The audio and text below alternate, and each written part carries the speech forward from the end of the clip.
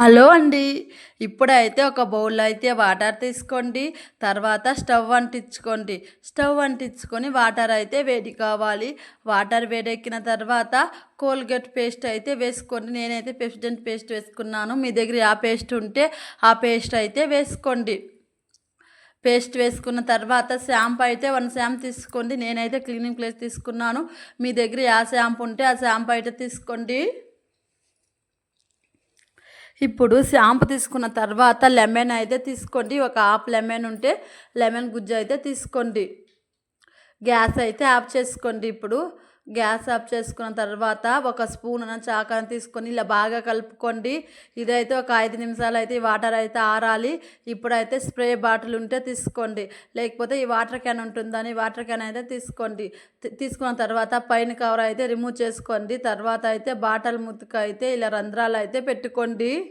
నేను ఎలా చూపిస్తున్నానో అలా అయితే రంధ్రాలు అయితే పెట్టుకోండి.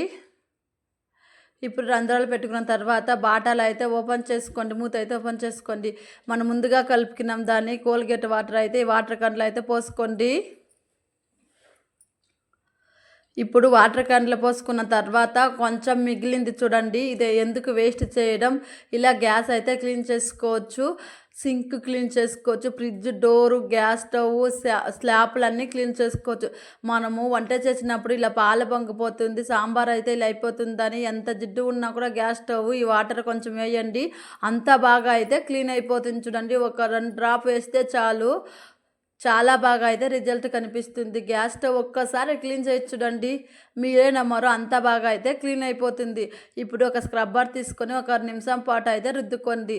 స్లాబ్ వంట చేసినప్పుడు కింద గ్యాస్ స్టవ్ కింద సాంబార్ అయితే పొంగిపోతుందని ఇలా ఉన్నప్పుడు కూడా ఇలా తుడిచి చూడండి, క్లీన్ అయిపోతుంది.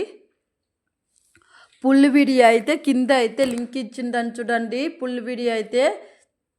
ఇప్పుడు ఒక క్లాత్ తీసి అయితే తుడుచుకోండి. ఇప్పుడు ఒక క్లాత్ అయితే తీసుకోండి. మొర టైం అయితే పొడి క్లాత్ అయితే తీసి తుడుచుకోండి. ఎంత బాగా అయితే కనిపిస్తుంది చూడండి. తుడుచుకున్న తర్వాత ఇంకా ఎవరైనా మన ఛానల్ చూడకుండా ఉంటే చూసి సబ్స్క్రైబ్ చేసుకోండి. అలానే పక్కన ఉన్న బెల్ ఐకాన్ని క్లిక్ చేసుకోండి. అలా క్లిక్ చేసుకుంటే నోటిఫికేషన్ ద్వారా మన వీడియో వస్తుంది. చూడండి, ఇప్పుడైతే తుడుచుకున్నాను, ఎంత బాగా అయితే కనిపిస్తుందో. మీరు ఒకసారి ట్రై చేసి చూడండి. ఫుల్ వీడియో కింది లింక్